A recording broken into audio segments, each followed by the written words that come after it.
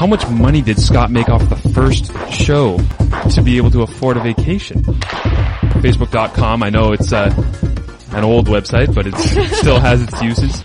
Are we the only people on campus this morning? Play ball! OUA After Dark. RMC was not very good when I was growing up in Kingston, and Kevin DeLude was the show. Oh, that has to be Photoshop. For a lot of us, it was our first playoff experience. We have a pretty young team. Twitter Wars! I actually don't like this song. Oh my goodness. Play ball! I've never been a big fan of Valentine's Day either. I sound like such a cynic, I'm sorry. You're a hater of love and beautiful music, And Shelby. happiness. Last year, the Laurier Golden Hawks captured the OUA title, and I think it was in part because Laura was able to see things differently. Now back to more OUA Today. A live read off the top. A true pro.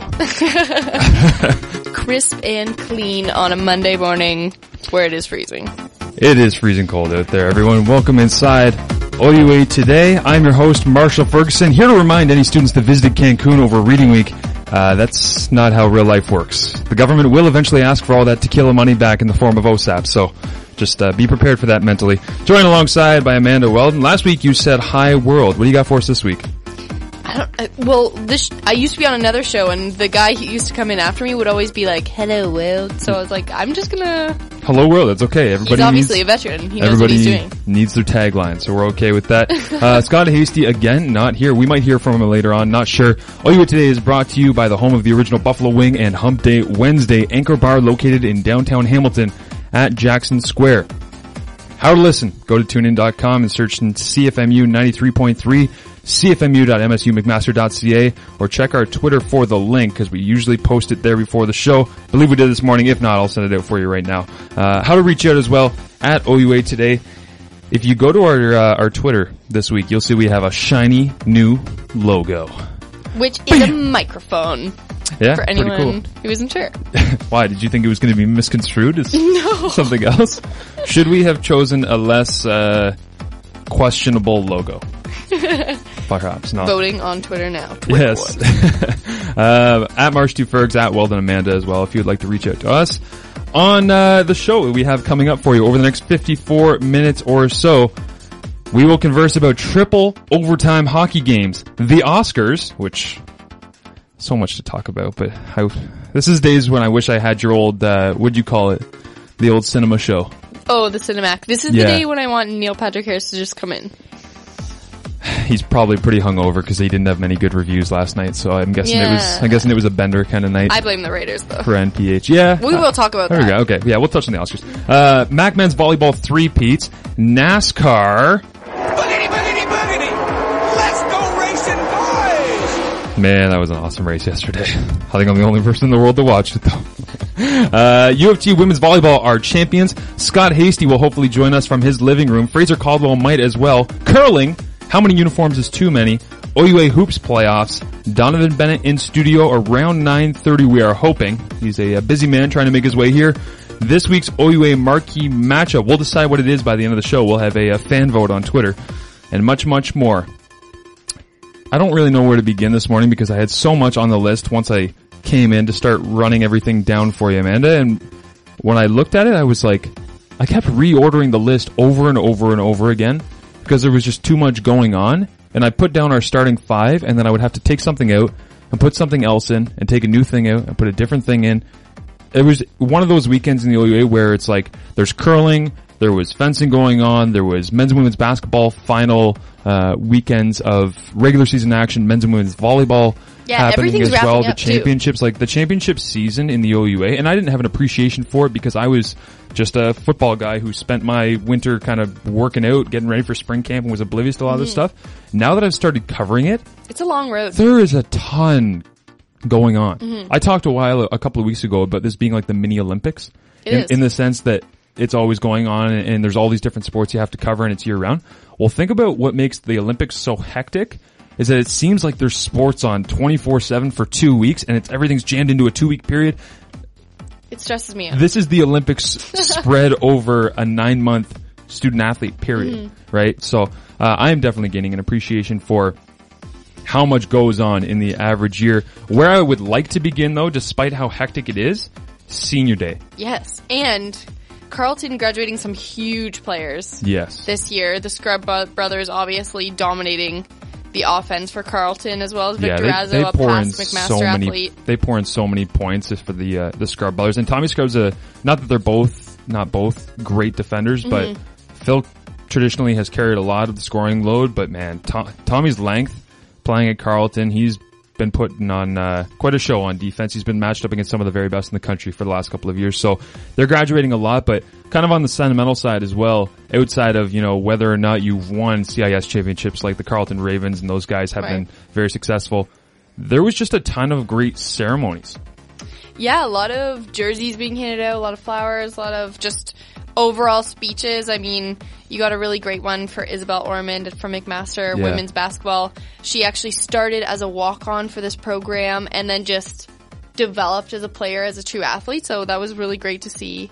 When I was lucky enough to be able to see Isabel have her ceremony. She was actually the only graduating senior on the McMaster women's basketball team, if you aren't familiar with her situation. And she didn't get to play this year. She was injured. She was out for the entire year. So that's a tough spot to be put in as a fifth-year senior, but she handled it with a lot of class. She was a real leader on the bench for the McMaster women. And then I saw Taylor Black and Adam Prezzuti as well for the men's basketball team. I'm sure you probably saw some volleyball seniors day. What was your seniors day like? Ours changed a little bit because we had speeches going on at our final ceremony, but this one was kind of just hand out the flowers, hand out because also it's before the game. Yes. So you don't want to get too. I know, it's tough. Mushy-gushy before the game. Yeah, it's a tough spot to be put in as an athlete because I know they stopped the warm-up. The actual warm-up clock for the men's basketball game just stopped. Yeah. At 8 minutes. Yeah. And the refs came over to the table and they were like, what's going on? We're like, oh, ceremonies. They're like, well, they didn't tell us about this. Yeah. And we're like, okay, well, obviously, it's seniors day and it's the last regular season and it's going to happen. Plus it was a game against Algoma, so it was likely going to be a blow. So it wasn't a big deal. Nobody really cared, but, they had to stop, and then Adam and Taylor bring their families out on the court. Amos Connolly gives these great speeches about what it means to have these guys in the program over their last 5 years. And then it's like, okay, everybody get intense again. Let's play on! Seriously. Get back into the mood. And that's a very tough thing to go through as an athlete psychologically. Yeah, and for me, I remember watching so many seniors nights too. I don't know what it was, but I think our season landed on everyone's senior night. Right. So you just have to put on your jacket, stand on the baseline, clap for these girls. And it's awkward when they're people who don't even play that much. Yeah. You did it. You got it done. And that's what I find cool too, is that you do get recognized regardless of your contribution to a team over an extended period of time, right? Everybody's involved. It's more of I hate sometimes, and I'm guilty of using it when we use the word family around all these teams because they do become your family for 5 years. You're surrounded by them. You love them. You hate them. There's a lot of aspects that are very similar. But the idea that you are celebrated by everyone regardless of necessarily your statistics, your merit, your championships, all that, I find that really cool because that's very unique.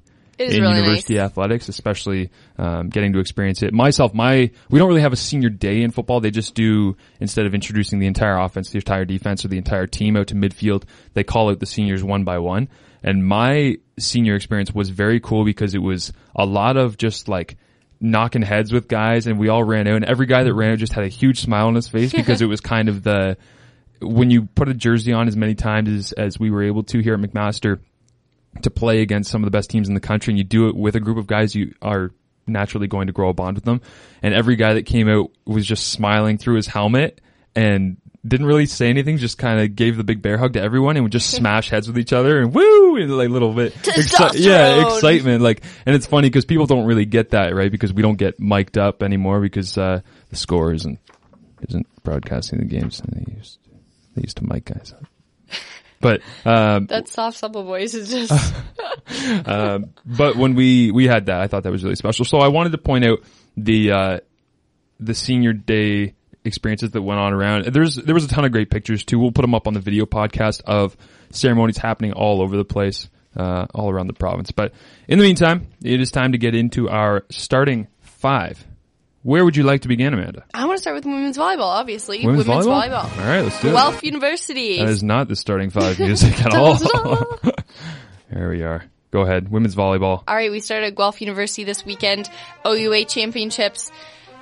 Western coming out through the back. I mean, we talked to Kate Siofaz last weekend. She was talking about coming into this experience being an underdog, and they did it. They beat Guelph in the bronze. Yeah, and in Guelph. In Guelph, Yeah. and that's really awesome because from the past, being on the volleyball team, playing Guelph in their own home arena, it's not an easy thing to do. But obviously you had Toronto Varsity Blues coming out with the win. Yep. And you know what? Dominant team all year.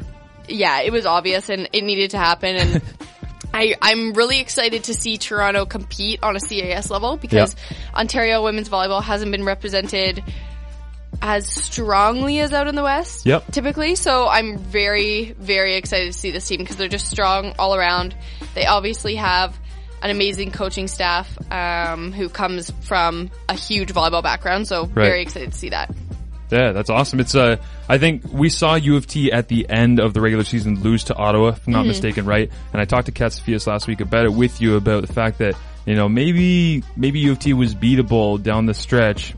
They weren't. They were not. And they get to play in their home gym for CIS. Yeah, which is awesome. That's staying at home. I feel for, again, we were going to have Danny Domenienko and Coach Dave Preston, who standout OUA championship. We'll get to all of that in a little bit with Fraser Caldwell of McMaster Athletics, but we were going to chat with them about it, but they have to get on a flight to Saskatoon at 5:30 this morning. At 5:30 this morning. So upsetting. That's why we couldn't get a hold of them in studio, in case you're wondering, because it would have been very easy with them on campus. But the idea that the U of T women get to sleep in their own beds and go to the CIS championship instead of the men's volleyball team here at McMaster, Waterloo, and York, who all qualified for Saskatoon, getting on flights this morning, this afternoon, today, whatever, and flying out there, I think that's a huge advantage. You would have to think that helps a lot. So you think about it, you're just like, oh yeah, volleyball or sports, I want to travel, I want to go different places, travel across Canada. There is nothing better on a cold day than your warm bed. Yeah. Okay? I think any student can appreciate that. How many students, raise your hands as you're sitting inside right now, hiding from the cold, have gone to an 8 a.m. class and then crawled back into your bed for 4 hours in the middle of the day because it's freezing out and we all have to walk 15 minutes to class unless you're lucky enough to live on campus. Yeah. Looks unanimous. The crowd has spoken. It's all good. So women's volleyball, congratulations to the U of T Blues. OUA women's hockey. It's heating up right now. The Toronto Blues beat Windsor 2-1 Saturday in overtime for a 2-game sweep of the Windsor Lancers. Taylor Day with the winner in Game 2 in overtime. Guelph beat Ryerson. That was also a sweep, 2-0 in the series. Christine Grant with the double overtime winner in Game 2. So many overtime games, but none beaten by Laurier and Queens. Game 1, triple overtime. What does this mean? At Laurier. Laurier's Tammy Freyberger scored the only goal as Laurier won 1-0 after 95 minutes of playoff hockey. Also, shout out to Justin Fateau and Shelby Blackley, who we had on the program last week. You can check out our interview with her at OUA TV. It's up there and on our YouTube channel as well. She talked about the women's hockey team and having Laura Brooker come back from the Canadian Universidad Championships and the effect that it would have on the team and having a leader and a captain like Laura. And then Shelby has to call 95 minutes of playoff scoreless action. I called Algoma McMaster on Saturday for basketball. The men's game was 100-51. Yeah, it's a rough life. This is what I like about calling volleyball. Because at least there's a point every... It was, okay, but I'm getting to, I agree with that very much, because it's always back and forth, and there's always swings of emotion, and usually there is in basketball as well. I'm not discounting that. There isn't any sport, but the Algoma McMaster game, I just thought about it as I was thinking about Shelby calling 95 minutes of scoreless action. The Algoma McMaster basketball game was not the most exciting thing I have ever covered or called, and there was not a lot to talk about, and we tried and we got through, and I hope that we entertained everyone who was watching on OUA TV. But I'm trying to imagine what Shelby talked about first, second, start of the third overtime. Like there's your storylines. If you're not familiar with broadcasting, all of the storylines that you've built and that you've written down are dead by that point. You've told your stories. Your stories are gone. You are now alone. Everyone knows each player personally on a different level now. Yeah, it's so true. I'm just glad that there aren't any horror stories like back in the day of college broadcasting games where guys would be calling the game by themselves before there was kind of the set established idea of play-by-play in color. Used to be a lot of people who would call. Bruce Arthur tweeted with me a while ago talking about his experiences in student broadcasting, and he sent me a horror story of him broadcasting a game from the roof of the University of, I want to say, Saskatchewan stadium during the winter, where the wind was so loud they didn't have any mic covers, and all he could hear in his ears was feedback from the wind coming through, and it was like -20, and he was broadcasting from the top of the stadium, and he was by himself. He was color and play-by-play. Just to save my ears. Yeah, but he was color and play-by-play in -20, so he was kind of like tweeting back and forth with some people, and he does a good job interacting with student journalists as well. But he was saying how like there's a lot of experiences like that. So I would hate to be the person calling for Carleton basketball. That could be fun. Because then you just get to go into the human interest side of things, because the score is irrelevant unless you're playing any of the 3 or 4 teams. I should also mention that we're going to have Chris Oliver, the head coach of Windsor men's basketball, on soon. I tried to get him this morning, a little bit of late notice, and he was running around, so unable to get him. But back to women's hockey, that triple overtime game, Shelby and Justin did a great job calling it and keeping the fans interested through 3 overtimes. In game 2, went to overtime again. Laurier won that 3-2. Laurier women's hockey has been around for 21 years and has never failed to advance to at least the conference semis. Pretty amazing. Western also beat Nipissing 2-0 in that series. Western goaltender Kelly Campbell, not Cassie Campbell, Kelly Campbell, 30 saves on 32 shots, and this was Nipissing's first ever OUA women's hockey playoff series in their only their second season of competition. So congrats to them. They sent out a really cool picture of a goal celebration that just said, "This is our first ever OUA playoff goal. Congrats to the girls." And it was like they were just the most hyped athletes I've ever seen. So I thought that was really cool. Next round, it'll be Guelph versus Windsor, Western Waterloo. Western Waterloo begins Wednesday evening at Thompson Arena in London. Third in our starting 5, women's basketball playoffs. They are set. The seedings are all up on OUA.ca. You can check them out there. Some weekend women's action in the rematch of the Laurier-Windsor game that shocked a lot of people early on in the season when Laurier went to Windsor and got a win. The rematch was at Waterloo. Windsor defeats Laurier 77-68. It was the OUA marquee matchup of the week. Carissa Williams poured in 14 points in the first quarter, leading Windsor to a 14-point lead after 10 minutes. So she was a bit of the difference early on. Sounds big, but not as big as Julissa Williams. Yeah. She is so good. Going into this last game, she had 497 points, going to beat the all-time record high of 506 points set by Jenny Vaughn in 2013. Jenny Vaughn of St. Mary's, just around the corner here. That is so awesome. Yeah, I got to watch her. She was a really creative player as well. She was pretty special. But when you have a moment like that and someone absolutely huge like Julissa Williams beats your record, what do you think you're feeling? Like, you're sad, but you're also like, wow, this girl is something. Yeah, that's very true. So she had a pretty special performance. The other special performance, for different reasons, Western Waterloo, the end of the women's basketball final. We'll get to that in a couple of minutes. A couple of quick hitters for you before we go away here. Curling finals today. They are at Guelph. So make sure to tune into that. We will mention that in the big finish. We're going to actually go to the break real quick. When we come back, we're going to have Fraser Caldwell of McMaster Athletics, and he'll be chatting a little bit about the weekend's action and perhaps men's volleyball three-peat for the Marauders. You are listening to OUA Today on CFMU 93.3.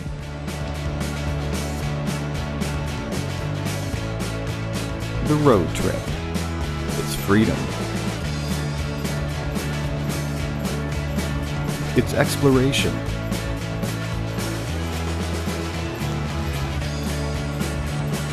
It's about new experiences. And this road trip has been brought to you by Pioneer Bonus Bucks.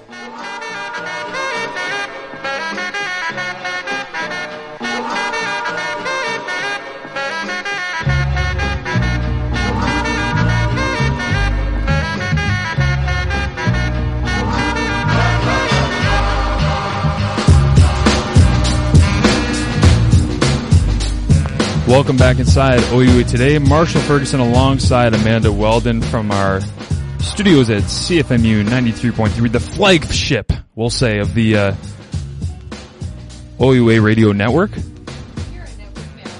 We are a network now. We just decided. Yeah. Just decide. Made the decision. Want to bring up right away Fraser Caldwell. I know, Fraser, you're a big hip-hop guy, so this is probably your jam. How are you this morning, buddy? Oh, the Pete Rock and CL Smooth lead in March. Very well chosen, sir. Thank you. I tried to choose your theme song. This will be for you from now on, anytime you join the show, okay? Oh, you better call me in more often then. I will. Try to give you that homey feel. Yep, well, it's working. OUA men's volleyball. You covered the team through a lot of the year. I know Amanda was very familiar with it as well, but the McMaster men win their third straight championship. They completed the three-peat, defeating Windsor 3-1 in the semis and Waterloo 3-0 on Saturday evening in front of a packed Burge gym. It's the sixth time in the past 8 years they've won the Forsyth Memorial Trophy. Fraser, tell us how they did it. Well, they did it with some really clean volleyball, especially in that second match. I mean, I think Amanda could really speak to this as well, but McMaster was not maybe the cleanest on Friday against Windsor. Maybe there was a feeling they didn't need to be. But after dropping a set in that match, I think it woke them up a little bit. And they brought their absolute A-game on Saturday night. There was really nothing that Waterloo could do. And this is a very quality Waterloo team. Let's not forget that. Very so difficult. To really blow them off court the way they did was fantastic. It was very difficult watching them play that Windsor game because Windsor's kind of a team that doesn't care if they're losing. You know what I mean? They're relentless. Well, we said it on our broadcast, I believe, Amanda, and we said it again, Alex and I did on the Windsor broadcast, but it was always hard to figure out what Windsor was going to bring because this was a team that came into the tournament, having just gotten into the playoffs on a tiebreaker and then beating the 2 seed Ryerson in a real back and forth battle. So you didn't know what they would have this weekend. You thought maybe they'd be a little overwhelmed, but they weren't at all. Yeah, definitely. And we were talking about that too. I mean, you see Windsor, Waterloo, they come out on the other side of McMaster and you're kind of wondering what they're going to be doing because the depth of McMaster's bench is so big this year. You could either have Brandon Coppers, Danny Demianenko in a big block against you. I mean, you're not going to set there. So then you have different options and it minimizes from there. So it's kind of just finding a way. And at least they have to be proud of themselves. They found a way for one set to take it away when really only Waterloo and York had taken a set off of McMaster this year, besides Western, who had beat them that first game. And then they really brought it against York in Saturday's bronze medal match. Right. And very nearly took that match, and that would have been quite an upset. Something that I was seeing a little bit more than I usually see on the McMaster side is coming from the back. They got called a lot on Jory Mantha got called a couple times on coming over the attack line from the back. I feel like they were just trying to be very aggressive, very offensive, and maybe they were kind of pushing them a little bit too far to risk that big hit to just finish those points. Yeah, I think there were a few elements to that. I think the refereeing was really tight, and I assume that was a bit of a directive going into the championships. You saw a lot of net violations called over the 2 days, a lot more than we usually do, and certainly at the attack line as well. But I think in Jory's case, he was just really feeling it that night, and you could kind of see every once in a while he would get a little too overeager. He tried to run down a ball. Yeah, that he definitely. Needs to get up earlier for. An interesting point that Jason McCarthy was actually off during that point, hurt shoulder, different switch-ups throughout the year, Jory Mantha switching to that side of the court. Frustration from the bench maybe, but it was interesting just seeing who was coming in, who was coming out, whether you had Stephen Marr, Andrew, Richards, Jay McCarthy, Jory Mantha. So I'm interested to see what they do in CIS and how Dave kind of plays around the depth of his bench. My hunch would be that Dave won't go to his bench too often this coming week, especially if we get as tough a draw for McMaster as I think we might see. And if, as I suspect, Mac does have to play all three CanWest teams to get to a title, Dave might really lock down that bench. Right. We saw, in the Windsor game, he brings in Jay McCarthy and brings in Andrew Coker, and then the two of them were kind of cold, and the whole system kind of fell off a cliff for 5 or 6 points, and they lose the set, and you just can't have that happen at Nationals. We have to remember as well that early on in the, I should say around Christmas time, I believe it was the Alden Cup, when the men went down to St. Petersburg there, and they actually took on 3 Canada West teams. Yeah. Went 3 for 3 down there. I don't have the scores in front of me, but I do remember that they were pretty handily in control of Canada West, so Fraser, do you think that gives them more hope coming into Nationals that they've seen the actual competition, regardless of whether it was in sunny Florida or here? Oh, absolutely. That tournament was huge. And not just because you are getting that experience, but because those games will be factored into seeding at Nationals. So those are some incredible points to pick up in that regard as well. And yeah, Marsh, you're right. It was dominant. Mac only dropped sets against Calgary. They dropped 2 sets there. but they were perfect as they swept Mount Royal, Manitoba, and then Brandon in the title game. And Brandon just narrowly missed out on this tournament. When watching this team, I feel as though you're not, I mean, they're so good. They could be that team where you're going into the final and you're playing the Patriots in football or Seattle Seahawks. I mean, but this McMaster team carries a sense of confidence, but not crossing the line of cockiness. They were warming up. I was in covering the basketball games, Fraser, on Saturday afternoon, and which I believe you were watching as you commented on my man Tom Edwards, the sideline analyst from Mohawk on Twitter, which he was a finely dressed man. I hope that you stepped up your game and matched it. But for those who don't know what we're talking about, just check Twitter. We'll send them out what we had. But the men's volleyball team were walking around at, I want to say 12:30, 1 o'clock.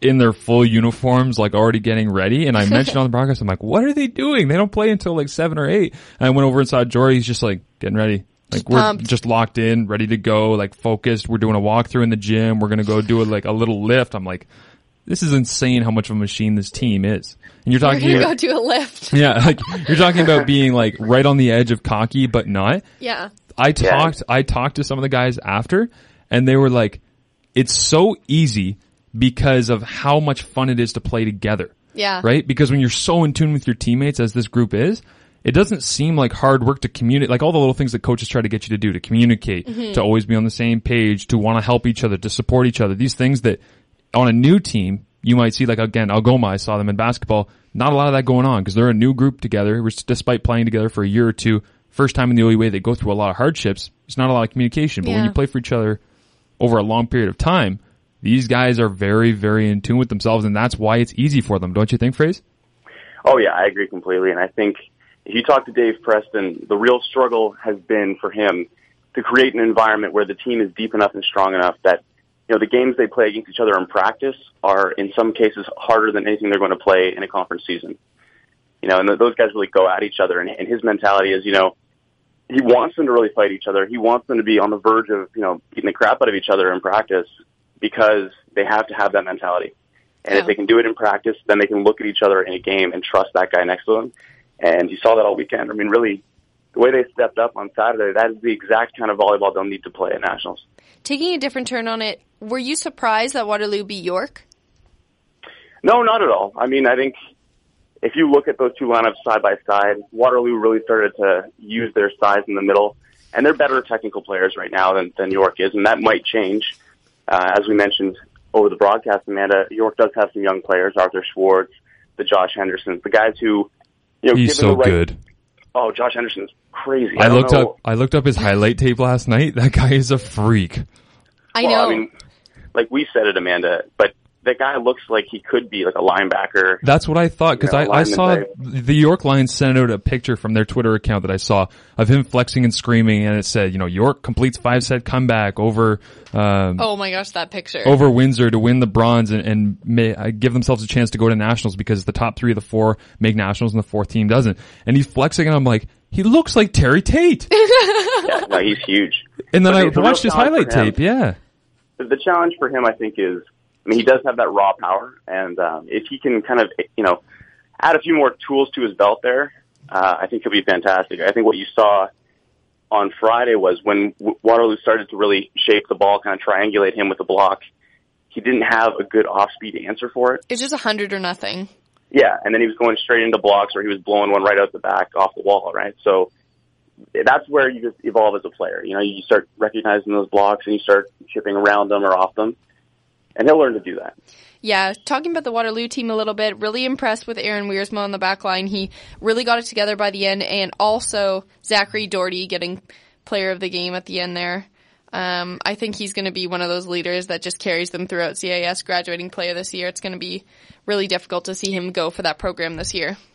Oh, it will be. And I mean, I think when I talk about tools with Josh Henderson, Zach Doherty really shows you how you can evolve as a player in that way. You know, he's a veteran leader there. He's not the biggest guy. He does hit pretty hard, but he's really got to kind of make his shot sometimes, and he's got to craft things. He's got to recognize blocks. And, you know, Mac really shut down almost everybody on court, but Doherty can still occasionally just kind of go off. And there are a few moments where you'd see him, you touch down on a ball and go right down the line. And Dave Preston would turn to his team and just go, "Oh, too good." Yeah. Do it again.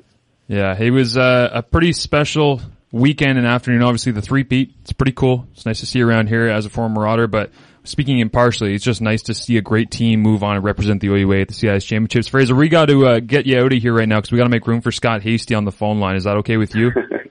Yeah, you can't have both of us on the phone at once, I think. That would be a little too much former silhouette content. That's true. All right, thanks, buddy. Thank you for the content. We'll talk to you soon.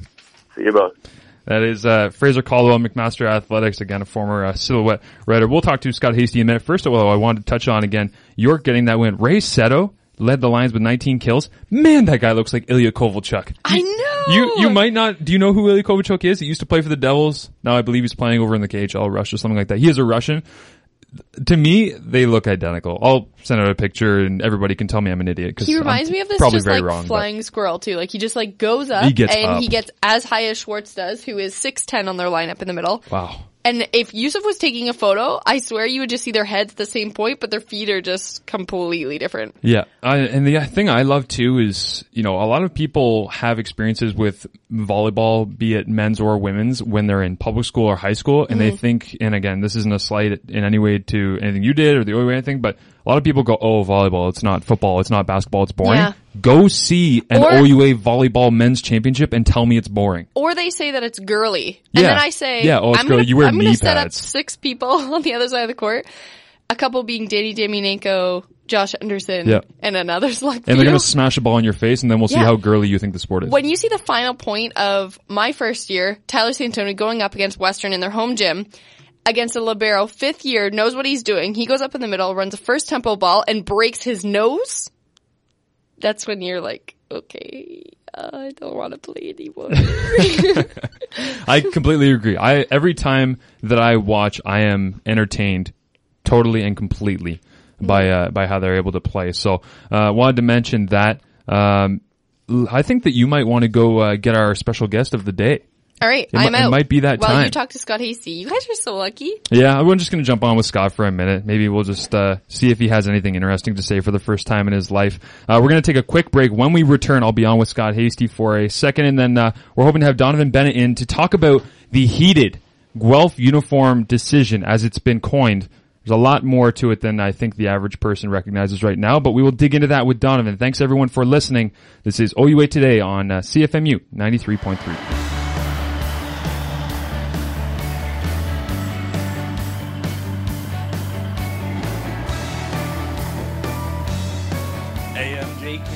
Official mover of the Yates Cup.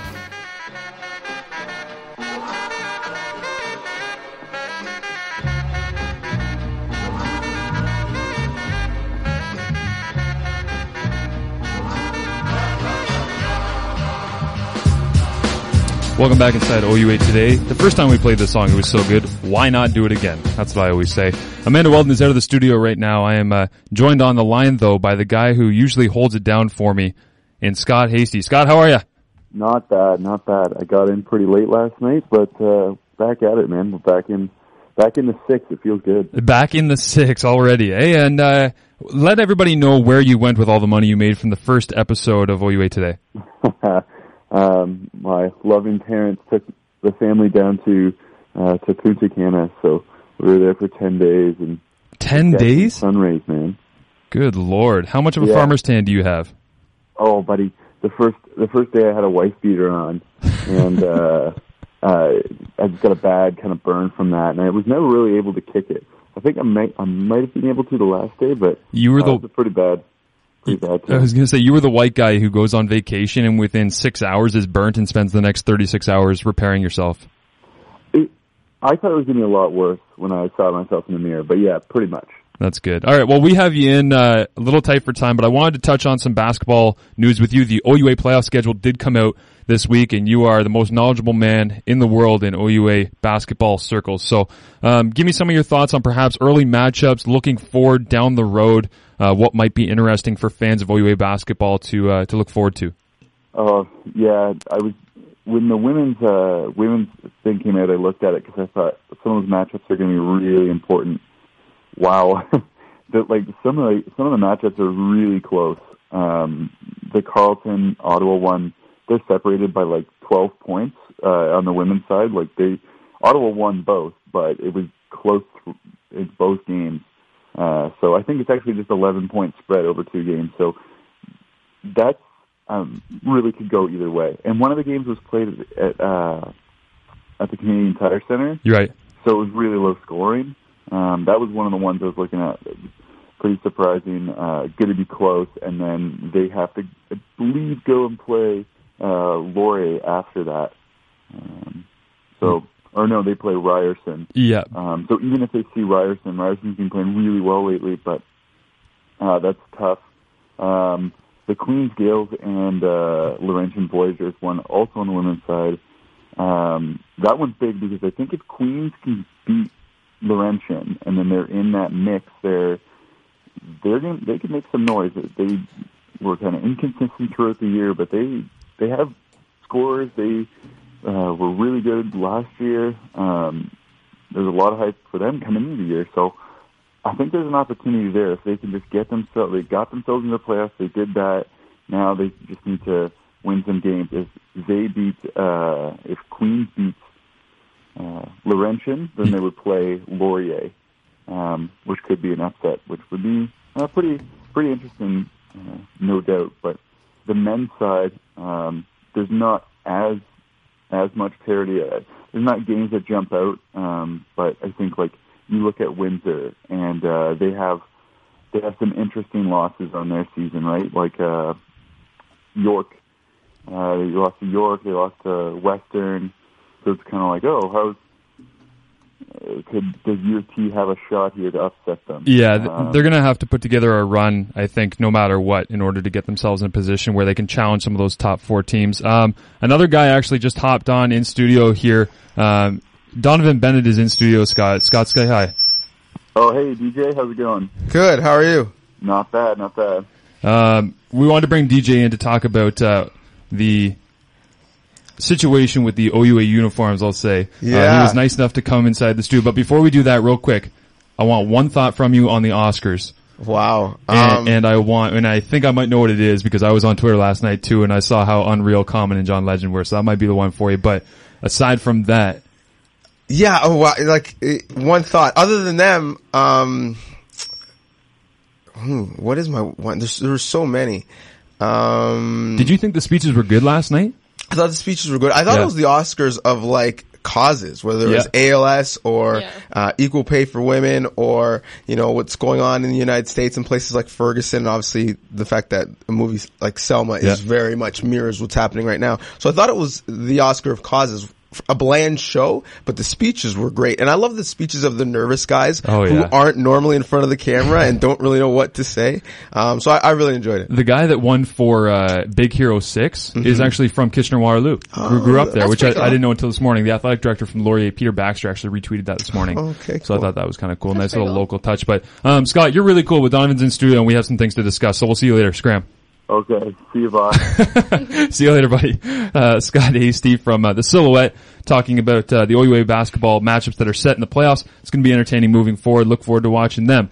Sorry we rushed you in, DJ. No worries. I apologize for my my tardiness and bum rushing the show and kicking Scott off. For anybody that doesn't know, Donnovan drove from Toronto to be here in studio, and if you can't tell, the audio of a person in studio is about 1,000 times better than someone on the phone, so I really appreciate him being in the studio. It is, and the dynamic is also better, right? Which is why if I could come out, I wanted to, because, being on the radio with Tim and Sid, there's always that awkward, like, is he going to talk? Am I going to talk?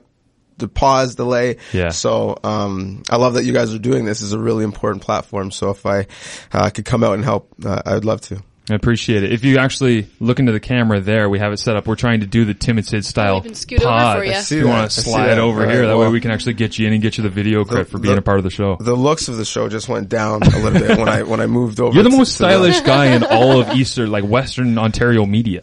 I don't know about that. You were tweeting last night about lapel pins. That's true. I was. There's some guys at our places who have better style, I think, than me. Sean McKenzie's got great style. Okay. Justin Dunk's got good style. Who's on your Mount Rushmore aside from Dunk and McKenzie of Those stylish reporter / media. In the entire industry? Yeah, we'll say it doesn't have to be inside the Sportsnet building. People that you've seen around at events. I got to draft Nabil probably number one. Yeah. He's on the other guy's team, but I respect what he's doing. Yep. My buddy Cabral, much more casual, but still is able to kind of pull off a casual, refined look. Uncle Timmy is up there. McAuliffe is on the Mount Rushmore. He's got some great sweaters in his repertoire. Nice thick Windsor knot. I think those are going to be my three guys, my gold, my silver, and my bronze. I'll also throw Mark Masters' hair in there. Okay. Yeah. It stands straight up. Yes. And I'm a big fan of that. He could easily play any 80s pop band if he wanted. Yes. Just yell that thing straight up. That's a great call. We got to have you in on the show more often if we can, because I'd love to have you on. I know it's a bit of a trek, but today we wanted to have you on because you and I were talking earlier this week about the OUA uniform situation that's going on right now. We both had a couple of opinions, and I had a lot of fun talking with you in 3 tweets, and that's why I was like, there's no point in getting in this on Twitter, so let's talk. So I have you in studio now. For those that aren't familiar, 3 uniforms to be used on game day, 2 helmets, kind of not ruled by the OUA, but voted on, administered by the athletic directors as part of an OUA proposal mandate. It's part of a larger idea of football reform in the OUA as well. Give me your opening thoughts. Well, one, I mean, I think I've taken on this mantra of like the jersey guy. I've written about jerseys. I like jerseys and the aesthetic and the look. So people think that like it's this divisive issue and I'm on like one side of it. Right. And, you know, the coaches who voted are on the other side. It's not. Ultimately, I think my stance is more so, what do you want to get out of any legislation that you put in place, right? And what's the goal, and is this a means to an end to meet that goal? I love what the OUA is doing because they're having a conversation about what we can do. So first and foremost, I back that people are talking, and I support whatever they decide. I just think that, you know, smart people can differ on how we get to the same place.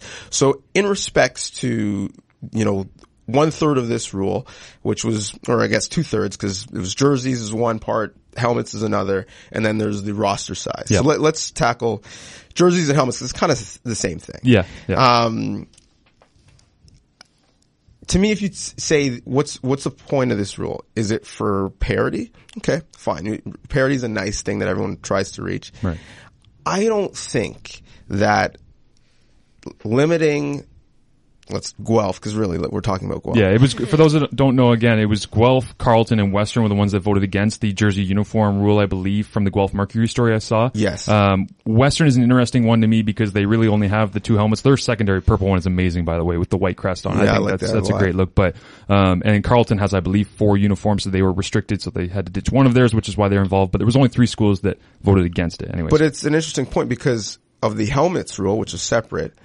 Carleton voted in favor for only having 2 helmets because they only have 2 helmets. Right. So everyone's voting in their own self-interest, other than, I'm proud to say, even though I'm in enemy territory right now, my alma mater. I was actually really proud of them for saying, I'm going to vote what's best in our opinion for the conference, not our self-interest. And I think this is what this is about. I think people are tired of recruiting against Guelph, given all their new toys, some of them being uniforms, some of them being facilities. And they're saying this is a way that we can knock down our competitor, which is what recruiting is about. You say to a kid, you're not going to play there because of X, Y, and Z. Mm-hmm. Exactly, right? You're knocking down your opponents. Some people recruit that way anyways.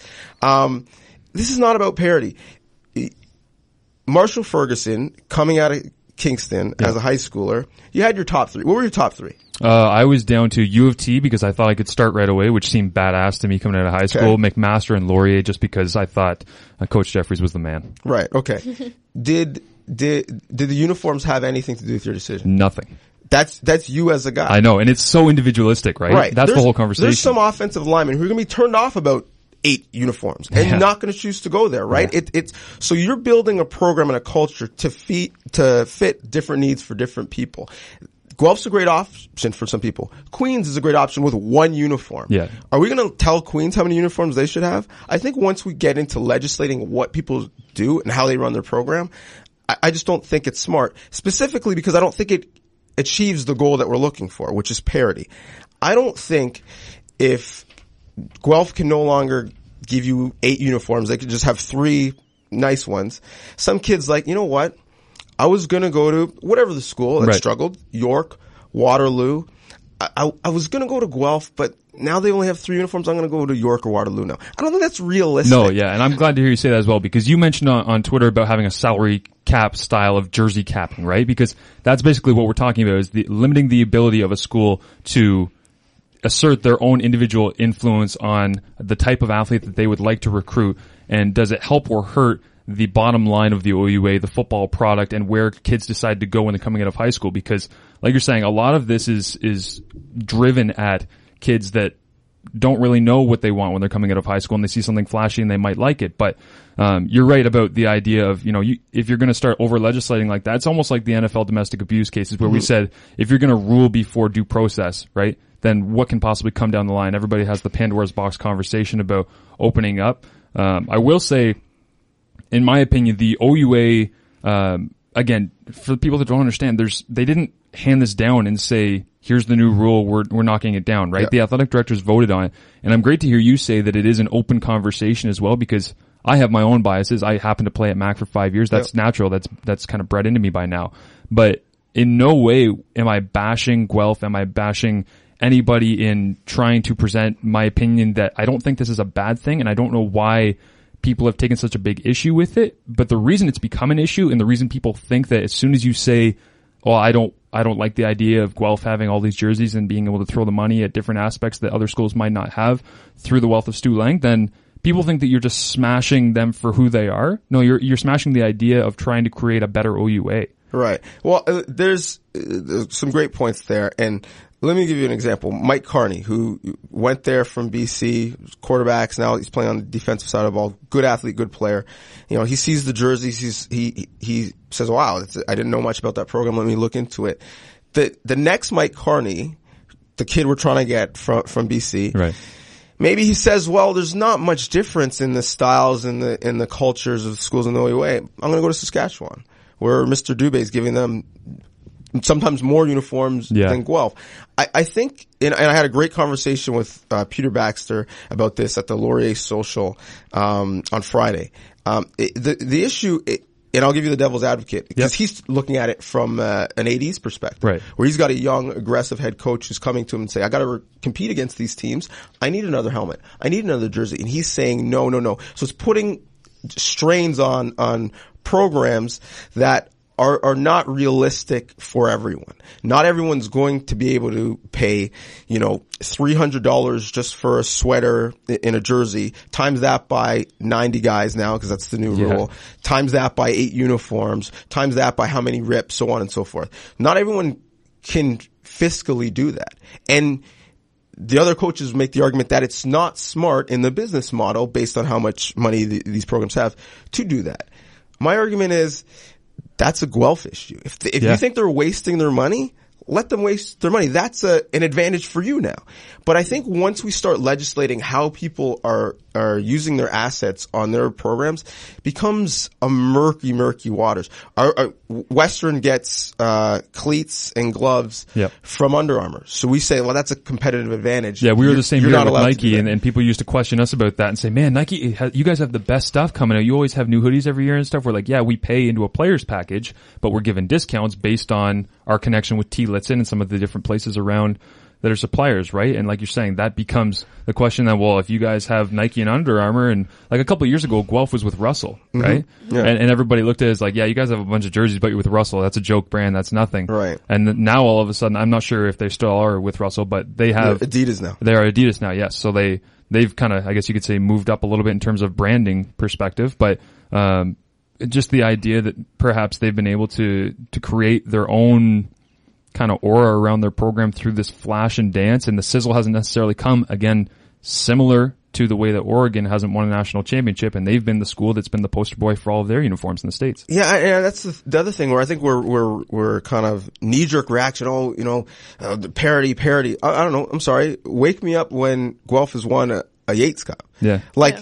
what has it got them to this point? Right. And I listen, they're a great program. They've been one of the best in the last 3 years. I'm not knocking them. I'm just saying we're overreacting to something that's not an issue. Yes. The parity in OUA football is, I would argue, better than any other conference, and arguably better than any other sport. where's the parity in OUA basketball right now? Men's or women's? Yeah, you've got 4 top teams, and aside from that. Right.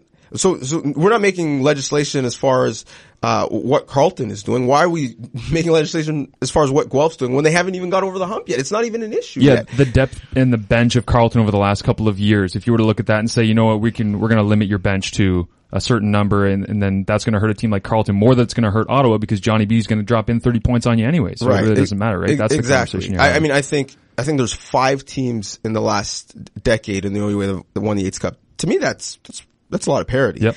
In the Q, it's 2 teams, yeah. and one is just this year. In the Can West, it's probably about 3. The AUS, there's 4 teams, so it's a bit of a crapshoot. But I think we're overreacting when there's other things that we should really be looking at to help parity. I mean, the rules as far as Carleton and how they raise money and how it's in many ways divorced from the institution, the school, are totally different than the realities at a school like York.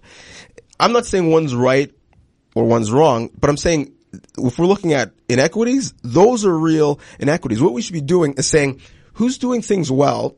How can we replicate that across the country? Queens has a book program, so some of the older players, they give their books to the younger guys, so you're not buying them from the bookstore. Right. That's helping as far as the cost of a student athlete. That makes sense. Let's take that model, bring it across the country. Western was feeding their guys every day, after practice and before film.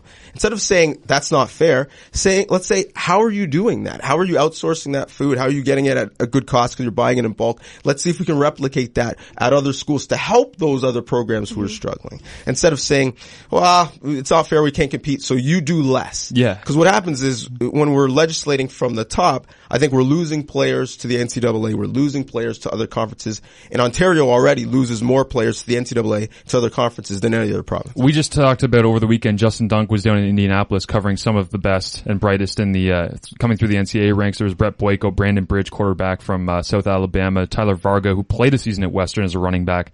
Maybe a bit of a connection to you in terms of the purple running back situation there, but he left after a year, went down to Yale, all these spots. Can you imagine if Varga stayed, played 5 years here, aside from education? Obviously Yale played a bit of a role with him there, but Brandon Bridge coming out, went to Alcorn State, made his way to South Alabama. Imagine if he had gone to, say, Laurier, and he had Coach Falls with him now, and they worked together for 4 years. If you had a guy like Brett Boyko who stayed in and was compared to Matt Sewell over the last 5 years, what kind of conversation that creates? If you have Covington from Rice, if he's here and it's guys like Von Martin, you start to continue a tradition of defensive linemen at a specific school. And I think you're so right about taking the best of each school and communicating to each other to create the best possible conference and sport. And at that point, you'll be able to compare yourself to any, I don't care if it's NCAA, regardless of money, the revenue you bring in. We're not going to have 80,000 fans coming to a game at Loud People Stadium, right?